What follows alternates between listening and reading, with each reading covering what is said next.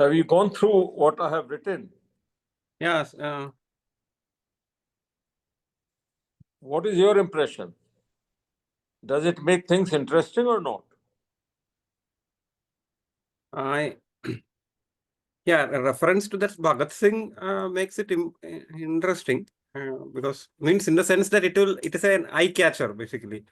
Rather Anup, can you increase your volume? okay, and that reference to that Bhagat Singh is an very means very attention grabbing thing. Because but how that is related to the historic dialectical materialism is something which has to be explained actually. You see, it will all depend upon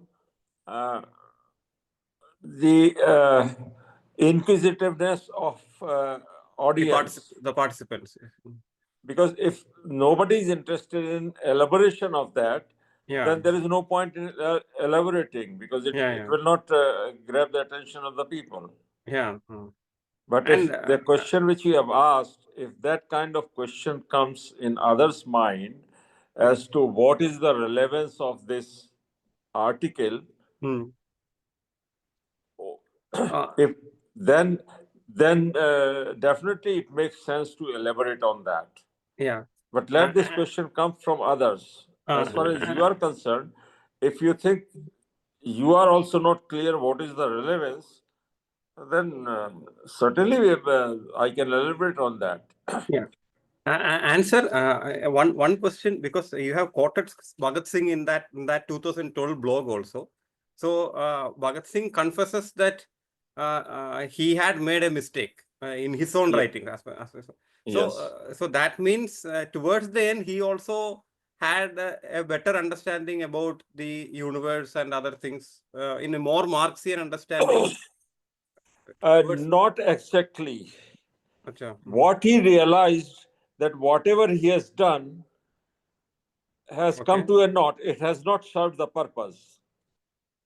Yeah. But why he failed in grabbing that thing at the initial stage probably was not clear to, because he has not elaborated this thing to others, to younger generation, as to what they should do, except saying that they should study more. Yeah, and they should shun violence. That also he has mentioned. Yes, but question is, what is that which binds people to take action? As Marx said, the theory, when it grips the minds of the masses, then it becomes a physical force. Yeah. That is a very, very pertinent and important observation by Marx. And without that mind-grabbing theory, we can't move forward also. Yes. I had, you must have heard about this Grok. Grok, yeah, this new chat. Chat. Now, I asked a question about the role, the reason why All India Muslim League boycotted the Constituent Assembly, though they had participated in the election. Yeah. Right?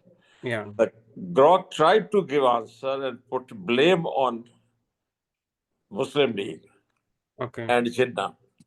Yeah.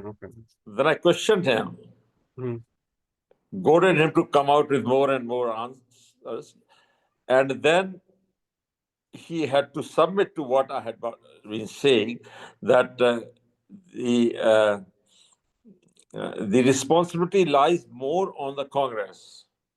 Yeah. And in Congress, those groups, Grok tried to put blame on Jawaharlal Nehru's press briefing somewhere in July 1946. Then I asked Grok, what was the role of Sardar Patel? Okay. and he tried to kind of evade the question. Then I pinpointed more on Sardar Patel's writing and speeches. Yeah. Especially one letter from Shimla or something where. Yes, Yeah. Grok was not able to locate that letter. Yeah. Because I think it is based on the database or the data bank which is available with them they are generating the answer. But I was able to locate that letter. Yeah. Is in public domain. Yeah. The reason is why I was able to locate it, because I was trying to be more and more unbiased Okay. and digging out in the scientifically as to, because with a Marxist view, I was approaching that it is not the individuals, it is the organizations. Individuals become irrelevant. Anup, have you been able to read what I have written? Sir, I have gone through first page only. I will go through. And Durgesh, have you read what I have written? Yes, sir, I have gone through it, What but is your only once, impression? sir. What do you have to say on this? Sir वो जो sir आपने जो call करके बोला ना रात में कि वो उम्मीद की किरण दिखेगी, हताशा से बाहर निकलोगे, वाक़ई में पढ़ के तो बिल्कुल वैसा ही लगा सर, कि मार्क्स एंगल्स के समय भी ऐसा ही कुछ था। हाँ।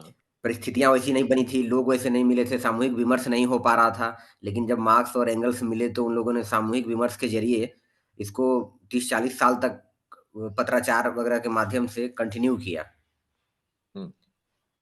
तब जाकर के जो मार्क्सवाद के रूप में वो ज्ञान निकल करके सामने आया, जो आज हम लोगों के सामने मौजूद है। Bajinder is comment on that. So Durgesh, you continue with your comment. Let us hear. हाँ सर, तो उसके मतलब कि मैं जब पूरे आर्टिकल के गो थ्रू किया सर, तो इसमें तो एक बात समझ में आया कि हम लोगों को हताश और निराश होने की एकदम भी ज़रूरत नहीं है।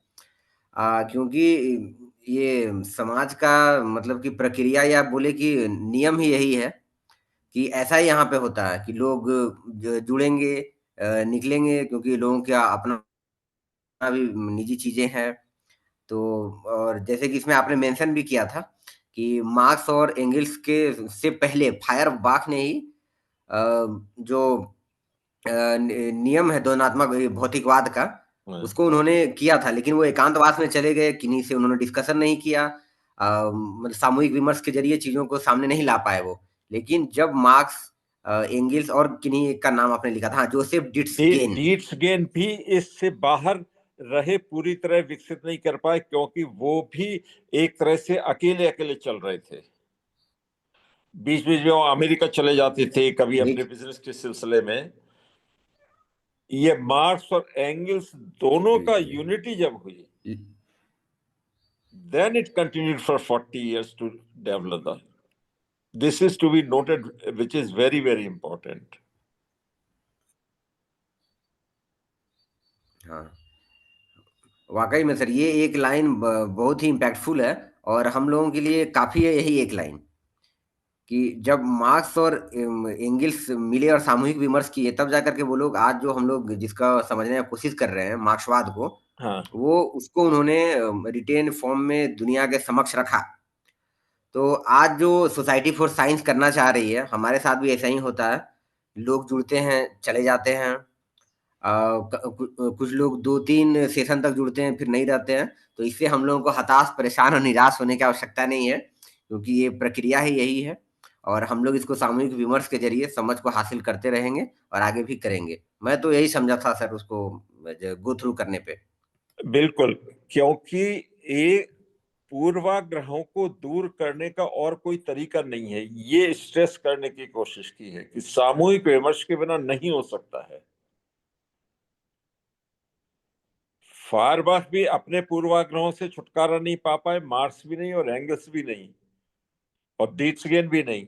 लेकिन जब मार्क्स और एंगल्स की यूनिटी बन गई, तब वो एक दूसरे के पूर्वाग्रहों को पॉइंट आउट कर पाते थे और उसकी वजह से आगे बढ़ते गए। इस चीज को समझना जरूरी है और समझाना जरूरी है आपस में।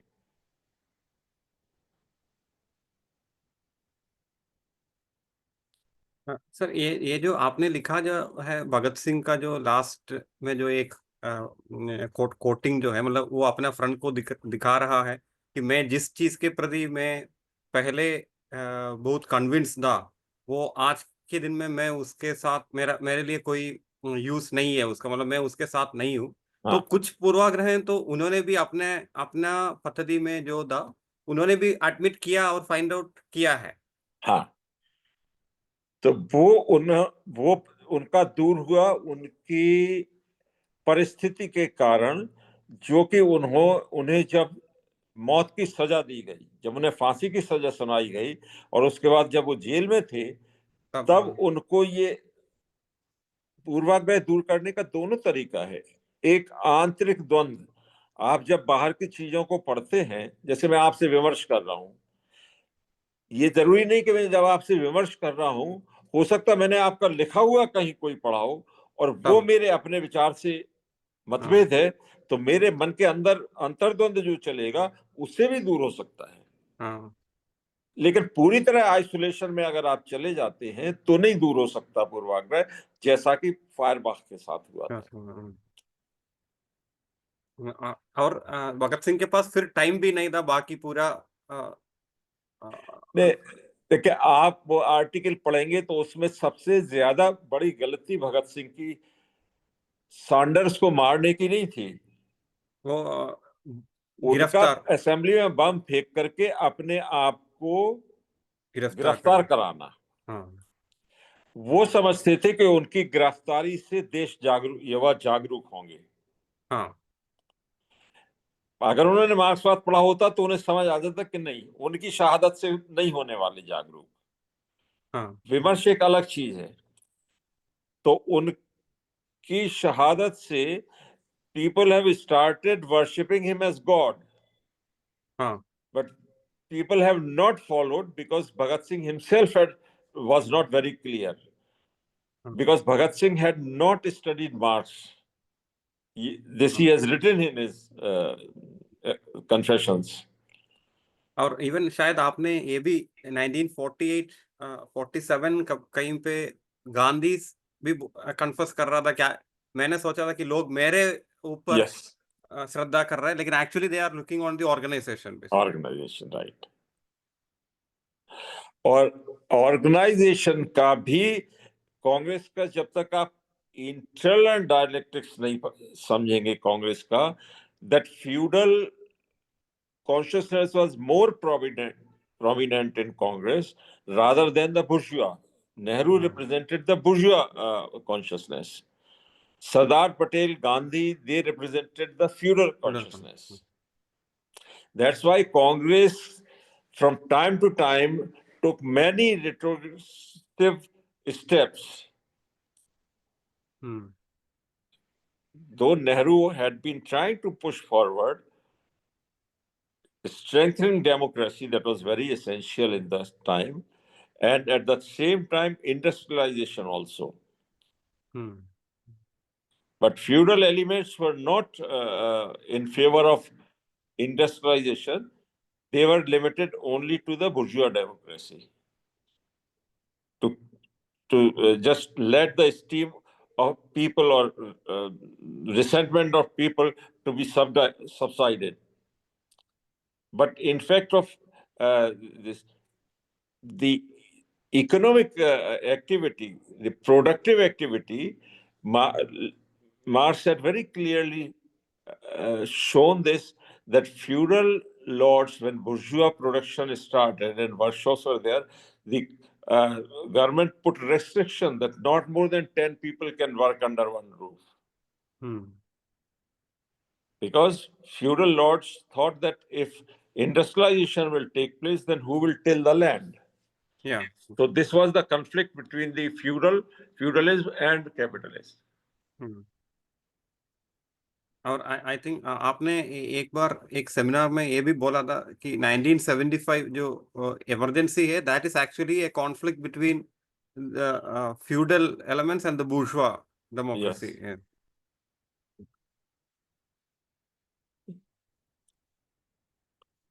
Because in Congress, whenever feudal elements started taking lead, the bourgeois, which were being represented by Nehru Gandhi. That's why I say Nehru Gandhi family should not be seen as a family as such. It should be seen as an organized or as a social consciousness within the Congress party. So from Motilal Nehru to Indira Gandhi, Rajiv Gandhi, Rahul Gandhi, Sonia, they all represent the bourgeois democratic forces within Congress. सभी जुड़े हुए साथियों का आज का इस webinar में स्वागत है और मेरी तरफ से समूह का बहुत बहुत धन्यवाद और नमस्कार। तो साथियों, जैसा कि 16 फरवरी 2025 के वेबिनार में बताया गया था कि व्यक्तिगत अनुभवों का समुच्चय ही सामूहिक ज्ञान होता है और प्रकृति का सत्यापित ज्ञान ही विज्ञान है। परंतु होता क्या है कि व्यक्तिगत अनुभवों को साझा करने के दरमियान सूचना जो है वो विकृत हो जाती है और ज्ञान जो है वस्तुपरक न होकर के व्यक्तिपरक बन जाता है। बोले तो ऑब्जेक्टिव नहीं होकर के सब्जेक्टिव हो जाता है। वेबिनार में यह भी समझाया गया था कि वैज्ञानिक दृष्टिकोण के लिए व्यक्तिगत पूर्वाग्रहों से छुटकारा पाना अनिवार्य शर्त है। वेबिनार में यह भी समझाया गया था कि ज्ञान के आधार के रूप में भाषा के विकास के बहुत पहले मानव की जो चेतना है उसमें एक बात बहुत गहरे घर कर गई थी कि प्रकृति के अस्तित्व से परे, यानी कि जो चीजें हमारे आसपास दिखाई पड़ रही है, जिसको हम महसूस कर रहे हैं, उससे इतर, उससे अलग भी कोई अलौकिक शक्ति है जो कि इस भौतिक यानी कि लौकिक जगत को नियंत्रित करती है। आज का जो वेबिनार हमारा है वो इसी पर आधारित है कि इस जगत के अस्तित्व की पड़ताल पर केंद्रित है। आज का हमारा वेबिनार इस जगत के अस्तित्व की पड़ताल पर केंद्रित है। 1840 के आरंभ में किसी समय लिखी गई थीसिस ऑन फायरबॉक में रूप में जाने वाली मार्क्स की 11 टिप्पणियों के बारे में एंगल्स ने लिखा था कि इनमें नए वैश्विक यानी कि वैज्ञानिक दृष्टिकोण का उत्कृष्ट बीज संजोया गया है और उसके आधार पर मार्क्स और एंगल्स ने अगले 30 सालों में विकसित किए गए सिद्धांत द्वंदात्मक भौतिकवाद को मार्क्सवाद नाम दिए जाने को 1971 हेग कांग्रेस के समय मार्क्स ने सहमति प्रदान की थी। मतलब कि मार्क्सवाद की जो टिप्पणियां थी वो 1840 के आरंभ में ही लिखी गई थी थीसिस ऑन फायरवॉक के रूप में, लेकिन उनको मार्क्सवाद जो है, मार्क्सवाद का जो नाम है वो 1871 के हेग कांग्रेस में मिला, वो भी मार्क्स के सहमति से। उतने सालों तक मार्क्स क्या कर रहे थे कि वो जो सिद्धांत था जो कि प्रकृति का मूल नियम था उसका वो मार्क्सवाद नाम दिए जाने का खुद विरोध कर रहे थे। उनका कहना था कि यह सैकड़ों सालों से संजोया गया मानव का सामूहिक ज्ञान है। तो आज के वेबिनार में श्री सुरेश श्रीवास्तव सर सृष्टि की वैज्ञानिक दृष्टिकोण आधारित व्याख्या पर प्रकाश डालेंगे और आपकी समस्याओं का समाधान करेंगे। तो मैं स्वागत करना चाहूंगा सुरेश सर का। सुरेश सर, स्वागत है सर आपका आज के वेबिनार में। धन्यवाद दुर्गेश। सुधी साथियों, आज भगत सिंह, सुखदेव तथा राजगुरु का बलिदान दिवस है तथा सभी की भांति हम भी उन्हें श्रद्धांजलि अर्पित करते हैं, पर उनको आइकन मानने तथा उनसे प्रेरणा लेने वालों में गहरे मतभेद हैं। भाजपा से लेकर कांग्रेस, सपा, बसपा, हर पॉलिटिकल पार्टी उनको अपना नेता मानने के लिए तैयार है, जबकि उनमें आपस में गहरे मतभेद हैं, क्योंकि सभी उनका आकलन अपने अपने पूर्वाग्रहों के साथ करते हैं। अधिकतर के मन में उनके प्रति भक्तिभाव उनकी शहादत के लिए है। बहुत कम है जो उनके विचारों का सही आकलन करते हैं। सितंबर 2012 में मैंने एक वक्तव्य दिया था जो मार्क्स दर्शन के ब्लॉग पर उपलब्ध है। उसके कुछ अंश उद्धृत कर रहा हूं।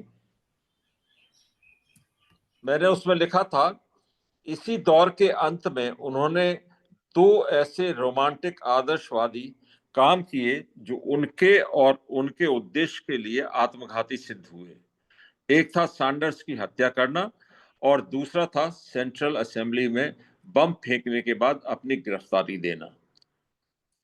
क्योंकि उनको सेंट्रल असेंबली में बम फेंकने के मुकदमे में काला पानी की सजा हुई थी, लेकिन उसी बीच में सैंडर्स हत्याकांड जो उन्होंने उससे पहले किया था, उसकी एविडेंस सामने आ गई और इसलिए उनको मृत्युदंड दिया गया था।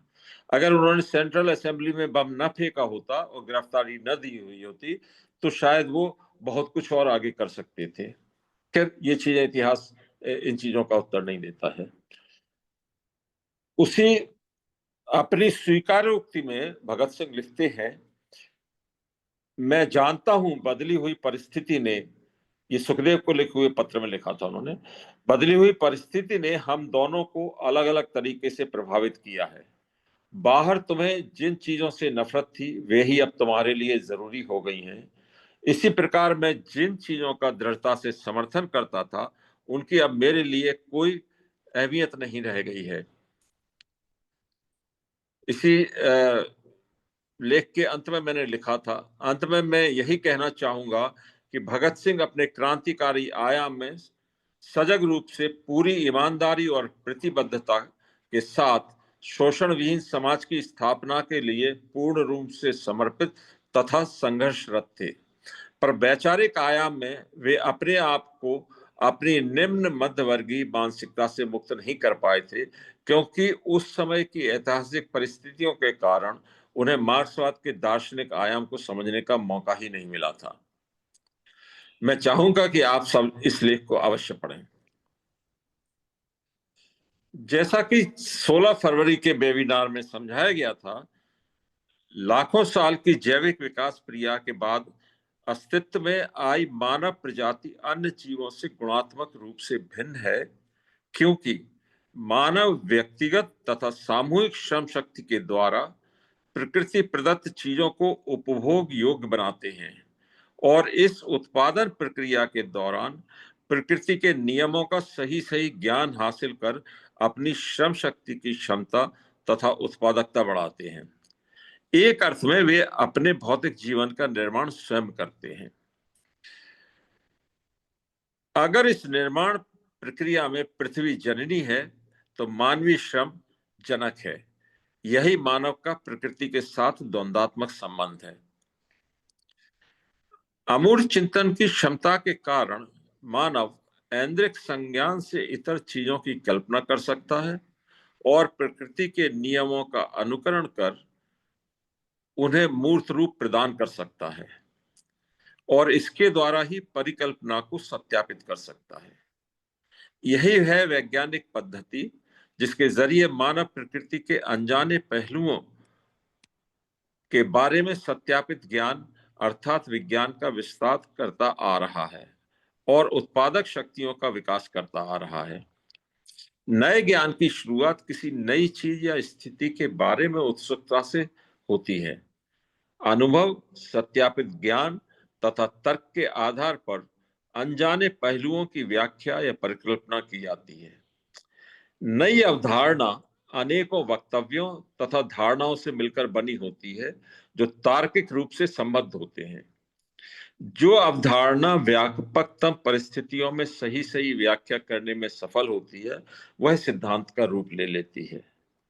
जब पाया जाता है कि सिद्धांत किसी नई परिस्थिति की व्याख्या करने में असफल है तो सिद्धांत को पुनः परिभाषित करना जरूरी हो जाता है। श्रम शक्ति की क्षमता तथा उत्पादकता बढ़ने के साथ साथ मानव अपनी आवश्यकता से अधिक उत्पादन अर्थात अतिरिक्त उत्पादन करने लगता है। इस सब कुछ संभव बनाया है मानवीय शरीर तथा मस्तिष्क की संरचना में हुए विकास ने। इसके साथ ही शुरू होता है श्रम विभाजन और भाषा का निर्माण। अब मानव मस्तिष्क के अंदर उत्पन्न विचारों को भाषा के द्वारा दूसरों तक पहुंचाने की क्षमता हासिल कर लेता है। मानवों की यह क्षमता एक मानव द्वारा दूसरे मानव की श्रम शक्ति के नियंत्रण को संभव बना देती है। मानव समूहों का रूपांतरण स्वायत्त जैविक संरचना अर्थात समाज के रूप में हो जाता है और साथ ही श्रम का विभाजन भी शारीरिक श्रम तथा बौद्धिक श्रम के रूप में हो जाता है। प्रकृति के अस्तित्व तथा परिवर्तन के नियमों की पड़ताल करने वाले चिंतक विचारक बन गए और भौतिक उत्पादन करने वाले कामगार, किसान तथा हस्तशिल्पी बन गए। जीवन के आधार के रूप में आत्मा की तथा सृष्टि के निर्माता तथा संचालक के रूप में परलौकिक चेतना की अवधारणाएं पूर्वाग्रह के रूप में भाषा के आविष्कार तथा समाज के गठन के पहले ही मानवीय चेतना में घर कर चुकी थी। सभ्यता के शुरुआती दौर से ही विज्ञान दो शाखाओं में बट गया था। भौतिक जगत की पड़ताल प्रकृति विज्ञान बन गई और वैचारिक जगत की पड़ताल दर्शन अर्थात मानव विज्ञान बन गई। परंतु विज्ञान की दोनों ही शाखाओं में निरंतर नई नई अवधारणाएं विकसित और सत्यापित हो रही थी और दोनों ही पद्धतियों में दोनों प्रकार के परस्पर विरोधी चिंतन, भाववादी चिंतन और भौतिकवादी चिंतन भी विकसित हो रहे थे। प्रकृति विज्ञान चीजों की पड़ताल ऐन्द्रिक संज्ञान तथा मूर्त चिंतन के आधार पर स्थिर जैसी वे प्रतीत होती हैं के रूप में करता है। दर्शन चीजों की पड़ताल संकल्पना तथा अमूर्त चिंतन के आधार पर करता है। प्रकृति विज्ञान अधिरचना पर ध्यान केंद्रित करता है और दर्शन अंतर्वस्तु पर। प्रकृति के आधारभूत मूल नियमों का सत्यापित ज्ञान भौतिक जीवन के उत्पादन के दौरान ही होने लगा था। औद्योगिक क्रांति के आते आते द्वंद्व का नियम प्रकृति विज्ञान और दर्शन दोनों क्षेत्रों में स्वीकार हो चुका था। प्रकृति विज्ञान में होने वाली नई नई खोजों तथा उनके आधार पर विकसित उत्पादन प्रणालियों के कारण परलौकिक चेतना द्वारा भौतिक जगत के संचालन की अवधारणा का पूर्वाग्रह भी सामाजिक चेतना में लगभग नदारद हो चुका था। चूंकि जितना भी उत्पादन की प्रणालियां विकसित हो रही थी, हर जगह आदमी सारा समय देखता था कि तार्किक आधार पर चीजों को बनाना, उनके आधार पर ही उत्पादन संभव है और इसलिए ये पूर्वाग्रह कि कोई अलौकिक चेतन शक्ति चीजों को चलाती है, वो अपने आप स्वयं भी खत्म होता चला जा रहा था। लेकिन जो सृष्टि की उत्पत्ति के बारे में इस प्रकृति को बनाने वाले किसी चेतन शक्ति है, ये पूर्वाग्रह से छुटकारा पाना आसान नहीं था और ये पूर्वाग्रह आगे चलता चला गया। कांत के आते आते भौतिकवादी दर्शन ने भी मान लिया था कि भौतिक जगत अनादि अनंत निरंतर परिवर्तनरत है और विचार मानव मस्तिष्क में भौतिक जगत का ही प्रतिबिंब है, पर वह मस्तिष्क में पहले से मौजूद किसी चीज से प्रभावित होता है और किसी भी चीज की अंतर्वस्तु को ठीक ठीक जान पाना असंभव है। तो यहाँ इस जगत की प्रकृति की उत्पत्ति के लिए भी भौतिकवाद मानने लगा था कि इस प्रकृति का ना शुरुआत है और ना इसका अंत है, इसलिए उसके किसी निर्माता की जरूरत नहीं है। लेकिन मनुष्य जो अपने आसपास देखता है उसी का प्रतिबिंब मस्तिष्क में है, पर वो उसी रूप में नहीं देख पाता, किसी और चीज जो पहले से मौजूद है उसकी वजह से वो सही नहीं देख पाता है चीजों को। और ये जो अंदर निहित है कोई और वस्तु चेतना के रूप में, उसको सार्वजनिक चेतना और अलौकिक चेतना के पूर्वाग्रह के कारण वो उसको न समझ पा रहे थे, न उस पूर्वाग्रह से बाहर निकल पा रहे थे। हेगेल के आते आते भाववादी दर्शन ने मान लिया था कि भौतिक जगत में भी चीजें परस्पर विरोधी बलों के प्रभाव में निरंतर बदल रही हैं और अस्तित्व में आने और लुप्त होने की प्रक्रिया से गुजर रही हैं, ना कि किसी चेतन शक्ति की इच्छा के अनुसार। तो यहाँ वह भी किसी हद तक भाववादी दर्शन भी किसी हद तक मान रहा था इस बात को कि कोई अलौकिक चेतन शक्ति चीजों को नहीं चला रही है। वो द्वंद्व, आपसी द्वंद्व, जिसको कि unity and struggle of opposite कहा गया है, उसके जरिए ही चीजें बदल रही हैं। पर वो फिर भी इस चीज को स्वीकार नहीं कर पा रहे थे कि अनादि अनंत चेतना, सार्वभौमिक चेतना किसी विचार के रूप में कहीं ना कहीं है, जिसका प्रकटीकरण है प्रकृति, ना कि प्रकृति प्राथमिक है। पर सृष्टि का निर्माण किसी अलौकिक शक्ति द्वारा किया गया है, इस पूर्वाग्रह से बाहर न प्रकृति विज्ञानी आ पा रहे थे और ना ही दार्शनिक। प्रबोधन काल में विज्ञान तथा दर्शन के क्षेत्र में 1840 तक आते आते विज्ञान में हुई अनेकों नई खोजों तथा आविष्कारों के साथ हुई औद्योगिक क्रांति ने उत्पादक शक्तियों के तथा उत्पादन संबंधों के अंतर विरोध को तीव्र कर सामाजिक क्रांतियों के लिए परिस्थितियां विकसित कर दी थी। पूरे यूरोप में तथा उपनिवेशों में सामाजिक संघर्ष अधिक से अधिक हिंसक होते जा रहे थे। जगह जगह व्यक्तिगत तथा सामाजिक हितों की टकराहट और हिंसक संघर्षों के कारणों को समझने के लिए विमर्श हो रहे थे, और इन सब विमर्शों का मुख्य केंद्र जर्मनी बन गया था। मुख्य द्वंद्व भौतिकवादी दार्शनिकों और भाववादी दार्शनिकों के बीच उस सिद्धांत की पहचान करने के लिए था जो प्रकृति में निरंतर हो रहे परिवर्तनों के नियमों की सही सही पहचान कर सके और प्रकृति के अस्तित्व की सही सही व्याख्या कर सके।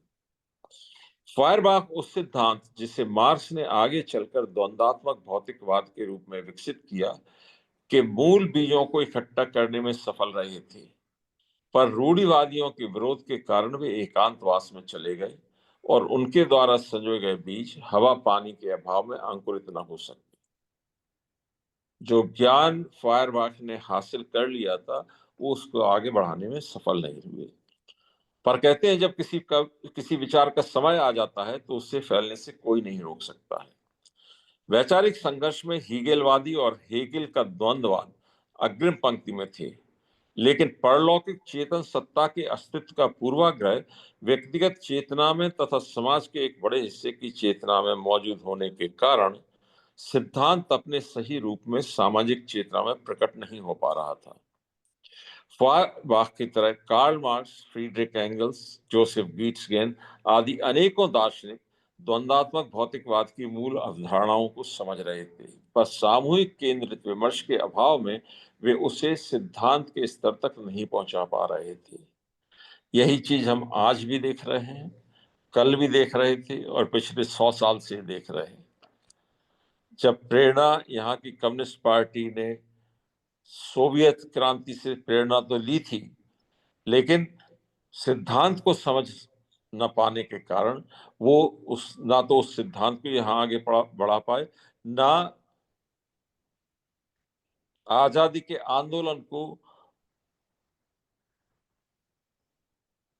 बुर्जुआ जनवाद की जगह सर्वहारा जनवाद की तरफ मोड़ने में असफल रहे, जो कि चीन के कम्युनिस्ट पार्टी कर सकी थी, क्योंकि मार्क्सवाद की सही समझ हासिल कर ली थी वहां की कम्युनिस्ट पार्टी ने।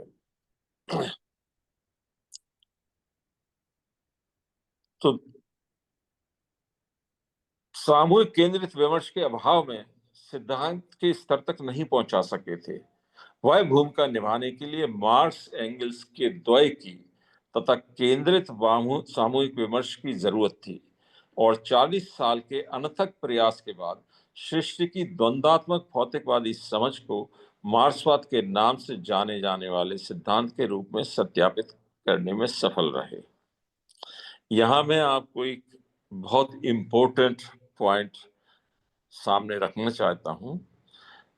मार्क्स और एंगल्स का द्वय, इस चीज को जब आप आगे चलेंगे और मॉडर्न फिजिक्स और पार्टिकल फिजिक्स के ऊपर लागू करेंगे, तब आप देखेंगे कि वहां भी जब तक दो मूल पार्टिकल एक साथ नहीं जुड़ते हैं तब तक अगले चरण में नहीं पहुंचता है पदार्थ।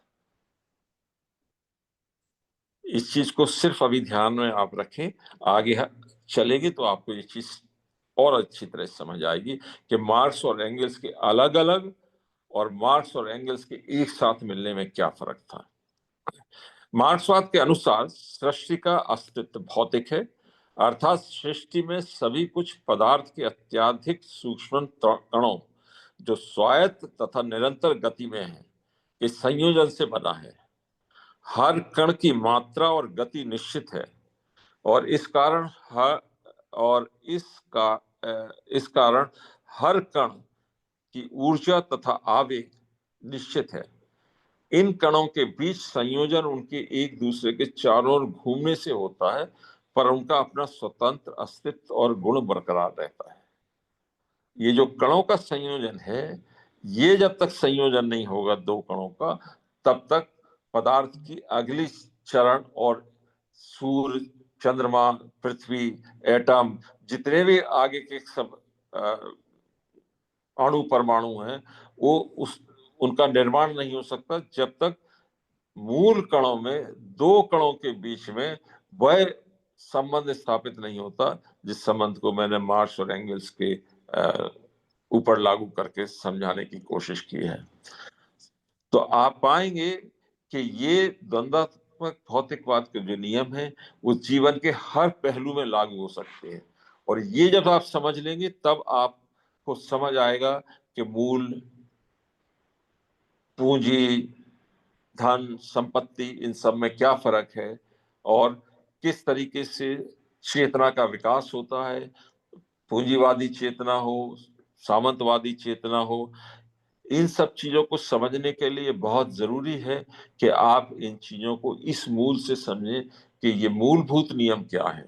जो लोग इन मूलभूत नियमों को, हमारे इन कार्यों को महत्व नहीं दे रहे हैं, वो कभी भी आगे चल करके पूंजीवादी व्यवस्था से, सामंतवादी व्यवस्था से पूंजीवादी व्यवस्था में कैसे परिवर्तन होगा या नहीं होगा, वापस कैसे होगा, प्रतिक्रांतियां, इन सब चीजों को कभी नहीं समझ पाएंगे।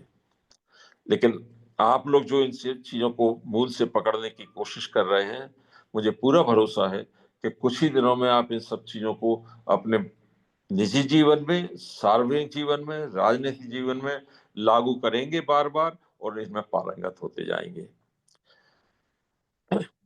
तो सृष्टि का अस्तित्व भौतिक है, अर्थात सृष्टि में सभी कुछ पदार्थ के अत्यधिक सूक्ष्म कणों जो स्वायत्त तथा निरंतर गति में हैं के संयोजन से बना है। हर कण की मात्रा और गति निश्चित है और इस कारण हर कण की ऊर्जा तथा आवेग निश्चित है। इन कणों के बीच संयोजन उनके एक दूसरे के चारों ओर घूमने से होता है, पर उनका अपना स्वतंत्र अस्तित्व और गुण बरकरार रहता है। यही विपर्ययों की एकता तथा संघर्ष का नियम है। संयोजन में कणों की संख्या बढ़ने के साथ साथ नई तथा क्लिष्ट संरचनाएं तथा उनके व्यवहार के नियम अस्तित्व में आने लगते हैं, पर विपर्ययों की एकता तथा संघर्ष का नियम नेपथ्य में प्रभावी बना रहता है। यही मात्रात्मक से गुणात्मक परिवर्तन का नियम है। हर संरचना की अपनी अंतर्वस्तु होती है जो उसके गुणों को निर्धारित करती है, और अधिरचना होती है जो परिवेश के साथ संरचना के व्यवहार को नियंत्रित करती है। अंतर्वस्तु के अंदर विपर्ययों के अंतर्द्वंद में जब तक संतुलन बना रहता है, संरचना का गुण बरकरार रहता है। फिर एक समय आता है जब परिवर्तनकारी तत्व सफल होते हैं और यथास्थितिवादी तत्वों का स्थान नए परिवर्तनकारी तत्व ले लेते हैं तथा विपर्ययों की भूमिका बदल जाती है और नई संरचना अस्तित्व में आती है। इसे ही निषेध के निषेध का नियम कहते हैं। मार्क्स तथा एंगल्स ने प्रकृति विज्ञान की विभिन्न शाखाओं के सिद्धांतों का विश्लेषण कर दर्शाया कि भौतिक जगत के हर आयाम में द्वंद्वात्मक भौतिकवाद के तीनों नियम पूरी तरह प्रभावी हैं। उनके बाद के 170 वर्षों की प्रकृति विज्ञान की खोजें और उत्पादन प्रक्रियाएं दर्शाती हैं कि भौतिक जगत की मार्क्सवादी व्याख्या सही है। आज भी जो quantum mechanics, quantum physics, particle physics, इन सब की जो चर्चा की जाती है और जिसके बारे में वैज्ञानिक एक मत नहीं हो पा रहे हैं, क्योंकि वो मूलभूत चीज नहीं समझ पा रहे हैं प्रकृति की, और अपने भौतिक भाववादी पूर्वाग्रहों के कारण वो मार्स की इस चीज को नहीं पकड़ पा रहे हैं कि जो सब सूक्ष्म कण है वो क्वांटम है, और समय और काल ये कंटिन्यूम है। तो इनके बीच का अगर अंतर नहीं समझेंगे तो आज के भौतिक विज्ञानी इस चीज को नहीं समझ पा रहे हैं कि एनर्जी और पदार्थ का संबंध क्या है। बहुत से लोग इस चीज के ऊपर जाने की कोशिश करते हैं कि पदार्थ एनर्जी का मैनिफेस्टेशन है, जो हेगल कहते थे, लेकिन यथार्थ तो यही है कि पदार्थ प्राइमरी है, एनर्जी उसका हर कण का मूल गुणों में निरंतर गति के कारण एनर्जी है। और चेतना बहुत आगे विकास के स्तर में जाके जब न्यूरॉन्स अस्तित्व में आने लगते हैं तब चेतना आती है, उससे पहले चेतना का कोई अस्तित्व नहीं है। और इसी वजह से आज के जितने भी न्यूक्लियर साइंटिस्ट हैं वो इस चीज को न समझ पा रहे हैं न पकड़ पा रहे हैं कि जितने भी विरोधाभास हैं अलग अलग चीजों में, श्रोडिंगर्स कैट है, डबल स्लिट एक्सपेरिमेंट है, या ग्रेविटी इज कंटिन्यूअस और डिसकंटिन्यूअस, ये सारी चीजें अगर मार्स की इस अप्रोच को, मूलभूत नियमों को समझ लिया जाए तो फिर सारी चीजें साफ हो जाती हैं। इन पर जब कभी जैसी जरूरत पड़ेगी हम जरूर इस पर चर्चा करेंगे। मार्क्स तथा एंगल्स ने विभिन्न मानव समाजों के इतिहास की पड़ताल की और दर्शाया कि द्वंद्वात्मक भौतिकवाद आधारित इतिहास की मार्क्सवादी व्याख्या सही है। 20वीं तथा 21वीं सदी की सभी सामाजिक क्रांतियां भी ऐतिहासिक भौतिकवाद के सिद्धांत को सत्यापित करती हैं। तो इस सारी सृष्टि का द्वंद्वात्मक भौतिकवादी समझ जो है वही मार्क्सवाद है, या मार्क्सवादी समझ इस प्रकृति की यही है कि द्वंद्वात्मक भौतिकवादी अंतिम सत्य है। आपके इस पर अगर प्रश्न है तो मैं जरूर लेना चाहूंगा और यथासंभव उनका उत्तर देने की कोशिश करूंगा।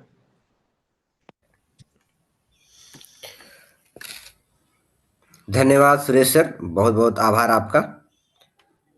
दर्शकों से आग्रह होगा कि अगर किन्हीं के पास कोई प्रश्न है तो वो सर से पूछ लें, हम लोग उस पर विस्तृत चर्चा करके अपनी अपनी समझ को विकसित करेंगे।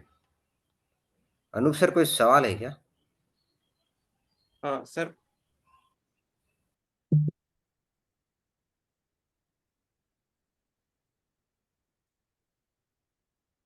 हेलो। यस सर, बोलो।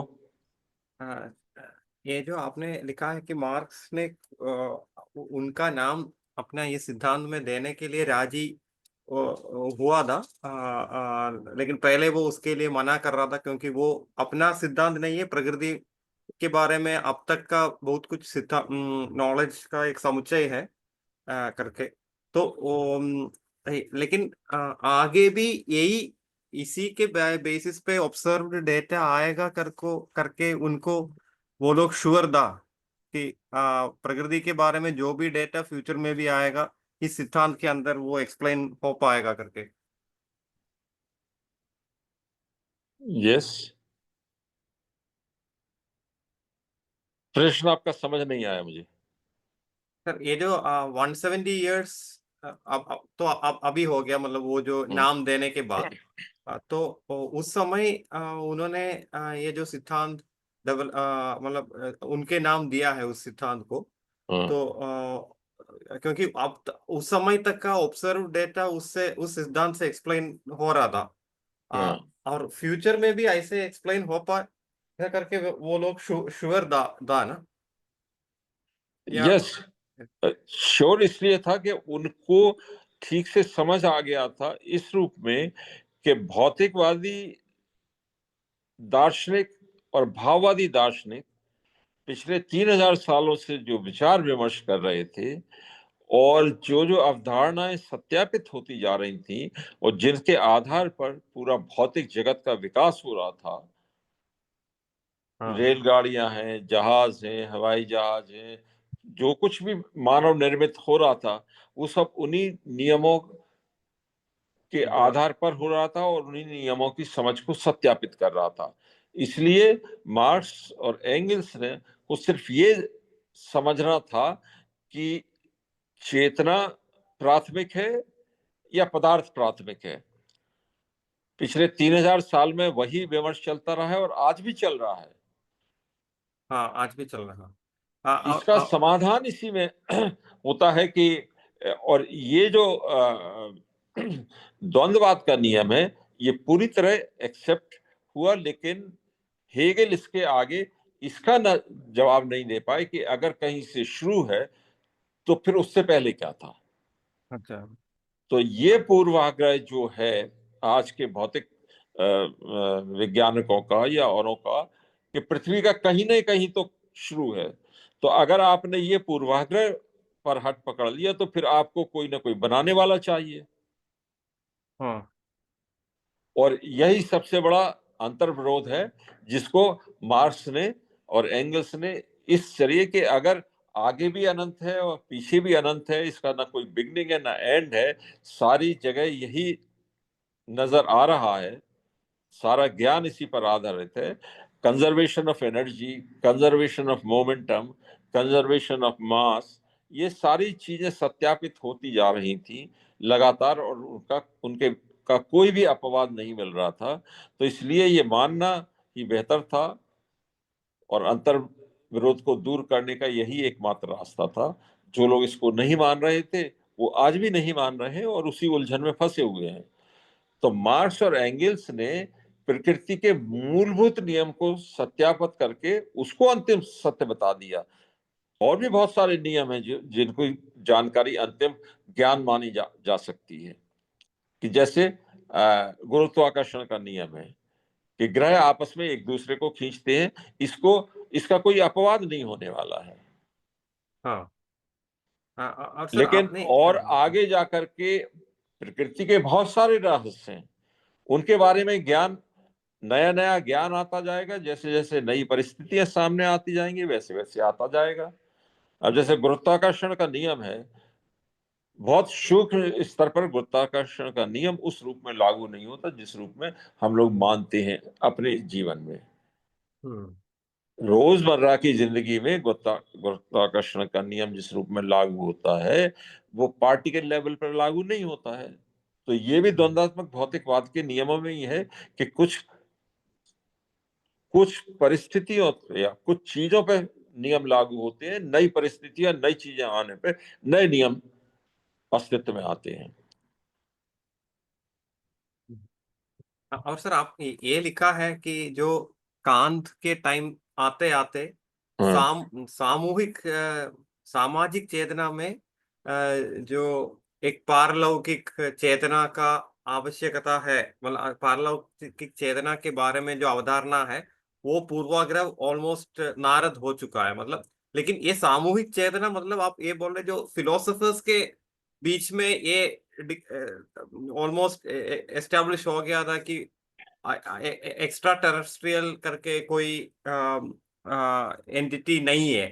लेकिन आम चेतना का बात नहीं कर रहे हैं ना हम लोग इधर। नहीं, आम चेतना की, क्योंकि व्यक्तिगत और सामूहिक सभी रूप से जो भाववादी है, हेगेल का दर्शन जो है उसके बीच में जो मुख्य विरोध ये था कि भाववादी कहते थे कि विचार पहले है और हाँ जो कुछ हम देख रहे हैं वो उसका मैनिफेस्टेशन है, मैनिफेस्टेशन। उसका प्रकटीकरण है। हाँ और जो भौतिकवादी थे, कांत और अन्य भौतिकवादी थे, वैज्ञानिक जो थे, वो इस बात को समझ रहे थे कि जो कुछ हम देख रहे हैं, हम जो कुछ समझ रहे हैं वो इसी का प्रतिबिंब है जो हमारे सामने है, हाँ उल्टा नहीं है जैसा कि हेगेल मैं सोच रहा था। की धारा कह रही थी। हेगेल की धारा का पूर्वाग्रह इस रूप में था कि मानव के मन में पहले विचार आता है, परिकल्पना हाँ। आती है, किसी चीज का खाका तैयार होता है, फिर वो उसको बनाता है। हाँ। तो इसी से निकल के आ रहा था कि जो कुछ भी बना है उसका पहले से कहीं ना कहीं विचार है। विचार है। हाँ। तो विचार का प्रकटीकरण है वो, मैनिफेस्टेशन ऑफ दैट। हाँ। Getting the point. एक बिल्डिंग हाँ। बनाना है तो उसका एक पहले मन में खाका बनेगा, हाँ। फिर फिर उसको बिल्डिंग उसका मैनिफेस्टेशन, उसको एक्चुअल में बनाया जाएगा। तो बनाने वाला जरूरी है, ये इस धारणा से निकल के आता है। हाँ। लेकिन दूसरी तरफ हजारों साल का कि कोई भी मशीन चीजों को देखते देखते उनमें जो सुधार किया जाता है, उस पर कल्पना के आधार पर आगे चीजें होती हैं। हाँ। तो जो कुछ भी मन में प्रतिबिंब है वो भौतिक जगत का प्रतिबिंब है। भौतिक जगत पहले, उसके बाद उसका प्रतिबिंब है। हाँ। पर प्रतिबिंब एग्जैक्ट न होकर के उसमें कुछ परिवर्तन होता है। तो ये परिवर्तन क्यों होता है? ये मस्तिष्क में पहले से मौजूद कोई चीज है। वो ठीक चीज है। क्या है वो नहीं समझ आ रहा था। हाँ। जबकि मार्क्स और एंगल इस रूप में समझ पाए कि ये निरंतर द्वंद्वात्मक प्रक्रिया है। जब हाँ। से मानव नाम के जीव का आविर्भाव हुआ इस एवोल्यूशन में, तब से ही धीमे धीमे सामाजिक आसपास में एक दूसरे से मिलना, जो कुछ दिखाई दे रहा है उससे सीखना, नया लागू करना, सीखना, नया लागू करना। तो ये जो डायलेक्टिकल अप्रोच है, डायलेक्टिकल रिलेशनशिप है, इस रिलेशनशिप को न कांत समझ पा रहे थे और न हेगल समझ पा रहे हेगल थे। और इसी चीज की गलती आपके आज के सारे वामपंथी करते हैं, जब वो कहते हैं कि नॉलेज कम्स थ्रू प्रैक्टिस। वो जो बर्नस्टाइन का था कि आंदोलन सबसे पहले है, उद्देश्य कुछ नहीं है। तो आप आंदोलन करेंगे तब सीखेंगे। हाँ। जबकि द्वंद्वात्मक नियम ये कहता है कि आप पिछले कर्म व्यवहार से सीखते हो, उससे अगला व्यवहार प्रभावित होता है। और ये चक्रिक नहीं है, साइक्लिक न होकर के स्पाइरल के फॉर्म में है। हर बार नए स्तर पर ज्ञान पहुंचता जाता है। ये हाँ। चीज समझना बहुत जरूरी है। तो हमारे वामपंथी साथी जो भी सिद्धांत को महत्व नहीं देते हैं, वो ये समझ नहीं पाते हैं कि सिद्धांत को विचार विमर्श के जरिए जो आप सीखते हैं, उसके बेसिस पर आप नई चीज का निर्माण कर सकते हैं, चाहे वो क्रांति हो या कोई और निर्माण हो। लेकिन आप क्रांति में कूद पड़ेंगे और फिर सीखेंगे और फिर क्रांति, तो हर बार आप पीछे रहेंगे, आपकी सोच पीछे रहेगी और चीजें अपने तरीके से बदलती जाएंगी, आपकी समझ के अनुसार नहीं बदलेंगी। इसलिए सिद्धांत की समझ विकसित करना बहुत जरूरी है सबसे पहले। फिर हम मेरा सवाल ये था कि वो जो आपने ब्लॉग शेयर किया है, माँ ये भगत सिंह क्रांतिकारी बनाम चिंतक वाला, हाँ जिसकी कुछ पैराग्राफ आपने यहाँ पे नोट किया, जिसमें से एक पैराग्राफ है, मैं जानता हूँ कि बदली हुई परिस्थिति ने हम दोनों को अलग अलग तरीके से प्रभावित किया है। हाँ। बाहर तुम्हें जिन चीजों से नफरत थी वे ही अब तुम्हारे लिए जरूरी हो गई हैं। इसी प्रकार मैं जिन चीजों का दृढ़ता से समर्थन करता था उनकी अब मेरे लिए कोई अहमियत नहीं रह गई है। तो ये किस परिस्थिति का बात हो रहा था? मतलब बाहर कौन ये सी परिस्थिति थी, ये अंदर कौन सी सुखदेव थी? को उन्होंने जो पत्र लिखा था जेल में, दोनों को फांसी हुई थी और एक साथ फांसी दी गई थी। जी जी। तो उनके बीच में हमेशा से विमर्श होता रहता था ईश्वर की सत्ता के ऊपर, अच्छा। चीजों के ऊपर, कैसे चीजों को, बहुत सारे विमर्श उनके होते रहते थे। उससे क्लियर था कि उनकी उसको यहाँ भगत सिंह कहते हैं कि पहले तुम्हें जो इम्पोर्टेंट लगती थी वो अब तुम्हारे लिए इम्पोर्टेंट नहीं है, और जो मुझे इम्पोर्टेंट लगती है उनकी मेरे लिए अब कोई अहमियत नहीं है। मतलब हम दोनों के विचार बिल्कुल उलट हो गए, आपके भी और मेरे भी। तो तो ये विचारों की विकास प्रक्रिया है। अच्छा, तो मेरा मतलब जानने का ये था सर कि भगत सिंह जैसे कि घोषित नास्तिक हो चुके थे जेल जाने से पहले ही, तो तो क्या उनकी नास्तिकता खत्म हो गई थी या सुखदेव और नास्तिक बन गए थे, क्या हुआ था? भगत सिंह तो पूरी तरह नास्तिक 1926 में ही हो गए थे। जी सर।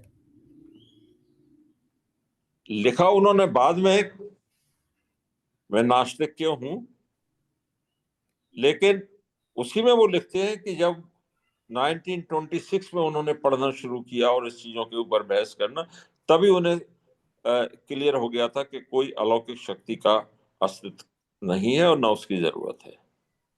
जी सर। लेकिन यहां जिन चीजों की बात कर रहे हैं वो स्वतंत्रता आंदोलन, उसका स्वरूप क्या होगा, वो आगे कैसे बढ़ेगा, इन बहुत सारी चीजों के ऊपर कह रहे हैं, न केवल सिर्फ ईश्वर के अस्तित्व के बारे में।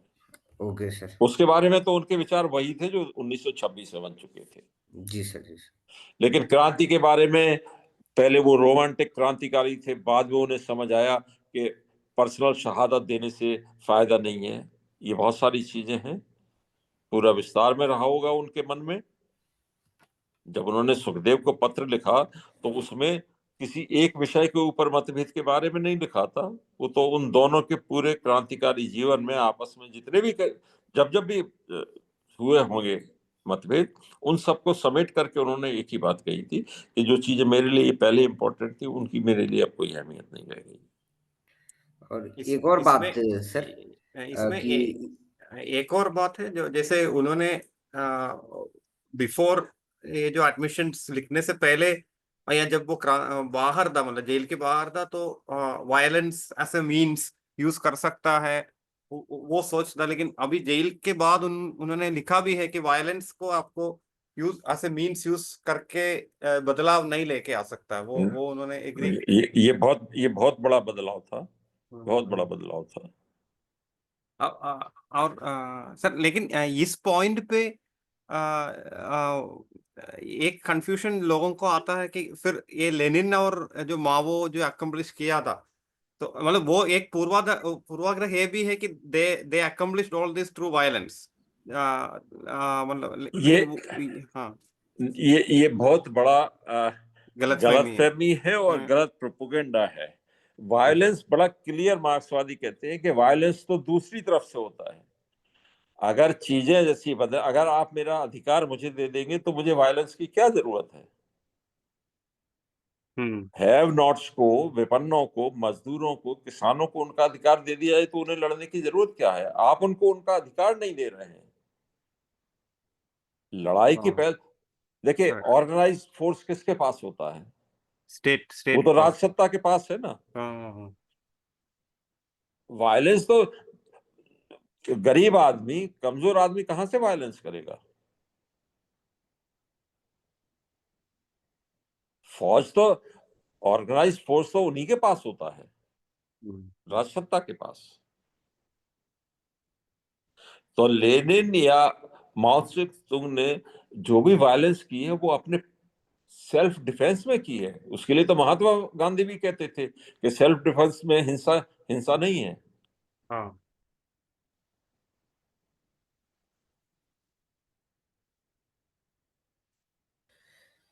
एक और तो क्वेश्चन था। ये दलील देना कि वायलेंस के जरिए उन्होंने क्रांति की है, ये गलत है। मार्क्स ने तो बड़ा क्लियर लिखा था कि theory when it grips the minds of the people, तो आप लोगों को समझा दीजिए सिद्धांत को, अपने आप चीजें सुधर जाएंगी। Okay sir. लेकिन यहाँ तो सिद्धांत को पीछे धकेल दिया गया है, सिद्धांत के ऊपर कोई बात नहीं करना चाहता। ओके। और सर, और ये दो लोग, मतलब जैसे मार्क्स और एंगल्स का जो हम सिद्धांत का डेवलपमेंट का श्रेय उनको देता है, तो इस सिद्धांत को लोगों के घर में, मन में कैसे इन्फ्लुएंस किया सकता है विपरीत परिस्थिति, मतलब आपका बहुत अनफेवरेबल सिचुएशंस में भी ये सिद्धांत लोगों के अंदर माइंड, अगर मतलब लेके जा सकता है और जो लोगों से इन्फ्लुएंस करा सकता है, ये भी through Russian revolution and Chinese revolution establish किया गया है। ये भी मतलब अगर कोई पूछेगा कोई एग्जाम्पल बताओ जहां जहां पर इस सिद्धांत को लोगों के अंदर influence as an influencing factor लेके गया है, उसका प्रूफ हम 1917 और 1949 का जो रेवोल्यूशंस हम एक एज एन एग्जाम्पल हम दे सकता है ना। देखिए, जहां कहीं भी रेवोल्यूशन हुए हैं उनमें सबसे पहले लोगों की यूनिटी की जरूरत है। हाँ, किसी भी छोटे मोटे संघर्ष में, बड़े संघर्ष में लोगों की एकजुटता जरूरी है। तो एकजुटता कैसे होती है? क्या एक दूसरे का हाथ बांध कर एक साथ? एकजुटता कहाँ से आती है? एक आइडिया के रूप में जो सब बाइंडिंग होता है। Yes, when it grips the minds of the people कि हम आपको मिलके ये करना है। करेक्ट। तो वो चाहे क्रांति के हो, चाहे उत्पादन में हो, चाहे कहीं भी हो। Individual productive force and collective productive force, और जिसकी वजह से ये जो हमारे वामपंथी साथी लगातार समझाने की कोशिश करते हैं, शोषण। मैंने पहले हाँ, भी कई बार लिखा है, रवीश कुमार के एक उसके ऊपर भी मैंने लिखा था कि जिस आदमी को आज की तारीख में भी 10-12 हजार रुपए कमा रहा है, वो मानने को तैयार नहीं कि उसका शोषण हो रहा है। उसके पास भी एक मोबाइल है, चाहे वो 4 हजार रुपए का हो, वो मेरे पास किसी के पास एप्पल का 1.5 लाख का, उससे उसे उसे कोई सरोकार नहीं है। उससे तो इससे सरोकार है, मेरे पास भी फोन है, मैं बात कर सकता हूँ अपने घर पर 4 हजार किलोमीटर दूर। जो 10-12 हजार रुपए महीने भी पा रहा है, वो उससे अपने आप को बेहतर समझता है जो 3 हजार रुपए पा रहा है। मिनिमम वेजेस 100 रुपए रखे हुए हैं आपने। मनरेगा में 100 रुपए या 150 रुपए या 180 रुपए आपने एक दिन का कर दिया, तो जो 500 रुपए रोज कमा रहा है वो तो अपने आप को समझता है कि मेरा शोषण कहाँ हो रहा है? शोषण तो उसका हो रहा है जो 180 रुपए पर काम कर रहा है, और वो भी साल में 100 दिन काम है उसके पास।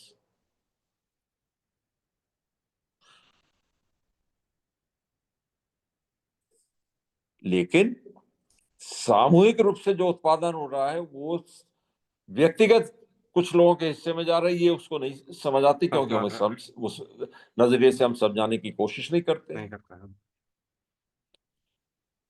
हमारे वामपंथी भी तो अपनी सुख सुविधा के लिए सफिशिएंट मिल जाए तो वो काफी है। वो कहने को कह लेंगे कि अडानी अंबानी की करोड़ों की संपत्ति है, वो शोषण है, खून चूस रहा है, ये सब है, लेकिन जहां सवाल आता है वो फिर उसी लाइन में खुद भी लग जाते हैं।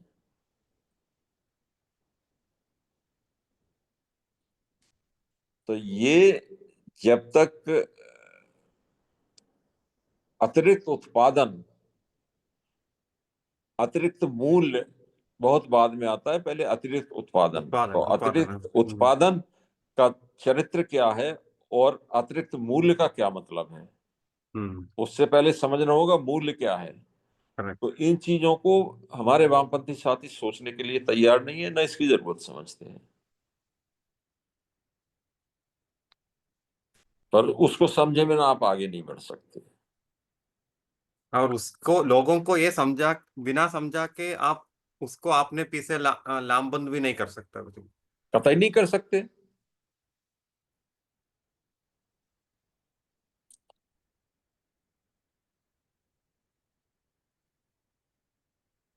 चलिए, आप लोग जो प्रयास कर रहे हैं वो जरूरी है, उसकी अपने आप में अहमियत है, इसको जारी रखना जरूरी है। जब सही वक्त आएगा तो फिर लोग, ऐसा नहीं है जैसा मैंने इसमें लेख में समझाया, और उस समय पूरे दुनिया भर में, खास करके पूरे यूरोप में, जर्मनी में, फ्रांस में, इन सब में इन चीजों पर विमर्श नहीं हो रहा था, या द्वंद्वात्मक भौतिकवाद की समझ विकसित नहीं हो रही थी।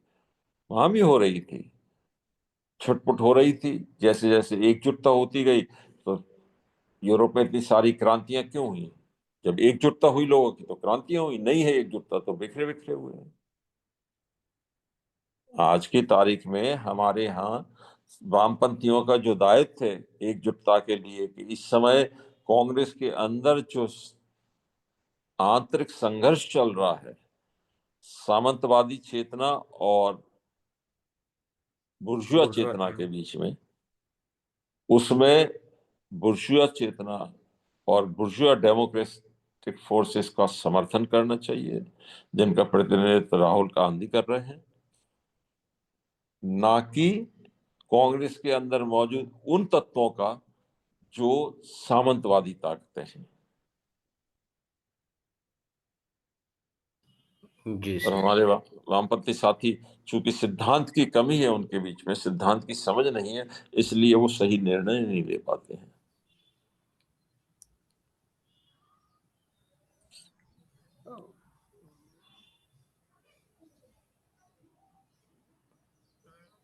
जी सर।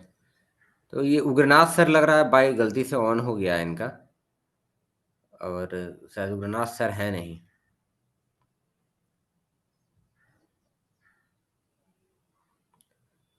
ठीक तो है, आपकी तरफ से और कोई प्रश्न? नहीं सर, हमारी तरफ से तो अभी कोई प्रश्न नहीं है। सर ये जो एक सजेशन और प्रश्न के रूप में है, क्योंकि ये जो आपका फिजिकल वर्ल्ड के ऊपर है ये, तो हाँ, हमने एक इसी इंटेंशन से 2021 में एक सेशन रखा था, latest development in particle physics yes. And, तो उस टॉपिक में भी हम एक वीडियो या मतलब क्योंकि हमने उस वेबिनार में जो हमारा इंटेंशन पूरा नहीं हुआ, क्योंकि हमने किसी और को इनवाइट किया था और वो हाँ, हम वो हमसे हाँ वो गलती हुई थी, वो किसी हाँ अभिषेक श्रीवास्तव को हमने इनवाइट कर लिया था, ये सोचते हुए कि उन्हें शायद इस चीज का ज्ञान है। हाँ लेकिन मार्क्सवादी, सतही तौर पर मार्क्सवादी लोगों के साथ यही होता है कि जब आप गहराई में जाते हैं, मूल में जाते हैं, तो बस उनके पास सही विश्लेषण नहीं होता, सही जवाब नहीं होता। हाँ, क्योंकि सर ये एक है कि हाँ आज के दिन में अगर सबसे ज्यादा, जैसे आपने इसमें लिखा है कि आज के दिन का जो खोज आ रहा है वो तो द्वंद्वात्मक भौतिकवाद को सिद्ध करता है ज्यादा से ज्यादा। हाँ, हाँ, लेकिन गलतफहमी ये है और ये प्रोपेगेंडा भी चला रहता है कि आज के दिन में जो खोज हो रहा है वो इसको नकार रहा है, बेसिकली ये हाँ, सिद्धांत को पूरा नकार के मार्क्सवाद को नकार रहा है। नकार रहा है। खास करके जो आपका गॉड पार्टिकल का है, क्वार्क्स का है, तो ये सब चीज मार्क्सवाद को नकार रहा है। ऐसा ही एक पर्सपेक्टिव फैला रखा है हाँ, ये नैरेटिव तो सब जगह चलाया सब्जेक्ट जा रहा है। जा रहा है। तो और उसमें सबसे अहम बात इस रूप में कही जा रही है कि energy is primary and matter is secondary. हाँ, जो जैसे हाँ मेन चीज आगे बढ़ाई जा रही है कि matter is not primary, energy is primary. हाँ, और मार्क्स जैसे लोगों को ये समझ में नहीं आया था, क्योंकि एनर्जी के बारे में उतना कॉन्सेप्ट उस समय डेवलप नहीं हुआ था, वो नहीं हुआ था। नहीं हुआ था। ये बता रहा ये है बेसिकली। हाँ, ये नैरेटिव चलाने की कोशिश की जाती है। तो हम इसके ऊपर एक सेमिनार कर सकते हैं कि जो हाँ कुछ भी कन्फ्लिक्ट है, जो कुछ भी आर्गुमेंट पार्टिकल फिजिक्स और गॉड पार्टिकल और एनर्जी और मास के ऊपर चल रहा है, उन सब का जवाब मार्क्सवाद के द्वंद्वात्मक भौतिकवाद में ही है। हाँ इसके लिए हम तैयारी कर सकते हैं, एक दो सेमिनार बाद इस पे भी कर सकते हैं, पर अभी मेरे ख्याल से थोड़ा सा जो इस समय की पॉलिटिकल सिचुएशन है उसमें को ध्यान में रखते हुए कुछ डिस्कशन इन्हीं चीजों पर आगे बढ़ना चाहिए। बताइए करेक्ट। जैसे आपने वैल्यू के बारे में बोला था, जैसे हम्म, आपने एक पॉइंट बहुत कम लोगों को समझ में आता है कि सरप्लस प्रोडक्ट और सरप्लस वैल्यू यस, दोनों डिफरेंस क्या है, और यस, वो सब चीज जो है। यस, जैसे एक ही दिन में किसी का संपत्ति 10 गुना बढ़ जाता कैसे है, 10 गुना कम होता कैसे, ये उनका प्रोडक्शन में ज्यादा बढ़ रहा है या वैल्यू में कम हो रहा है, ये सब चीज के बारे में लोगों का मतलब आइडिया थोड़ा, हमारा भी आइडिया कुछ डेवलप होना चाहिए। कंफ्यूज है, लोग कंफ्यूज है क्योंकि उन्होंने वैल्यू नहीं समझा है, व्हाट इज वैल्यू। सॉरी। और इन चीजों को जब भी आप आगे बढ़ने की कोशिश करेंगे तो लौट के आपको दिमाग में ये द्वंद्वात्मक भौतिकवाद को रखना होगा, correct. Unity and struggle of opposites. इसको ध्यान में नहीं रखेंगे तो ना तो वैल्यू को समझ पाएंगे, हाँ, ना सरप्लस वैल्यू को समझ पाएंगे, ना right. डिफरेंस समझ पाएंगे कि मनी और कैपिटल में क्या फर्क है। हम्म, इसलिए ये और इससे पिछला वाला सेमिनार जो था ये बहुत इंपॉर्टेंट था। इस पे और विमर्श होना चाहिए था, लेकिन लोगों के मन में प्रश्न नहीं आ रहे हैं। कोई बात नहीं, हम आगे बढ़ेंगे। हाँ, जब कभी Positive. प्रश्न आएंगे सामने तब उस समय उसका समाधान करेंगे। ठीक है सर। तो सर आज के लिए इसको हम लोग वाइंड अप करते हैं। ठीक है। ठीक है, सभी साथियों का बहुत बहुत धन्यवाद, खास करके आपका सुरेश सर, आपने अपना समय निकाल करके हम लोगों के ज्ञान को समृद्ध किया। Thank you everyone, thank you sir. आप लोगों को भी बहुत बहुत धन्यवाद। जी सर। ठीक, चलिए, थैंक यू अनूप सर। शुभ okay, काम thank you. पर।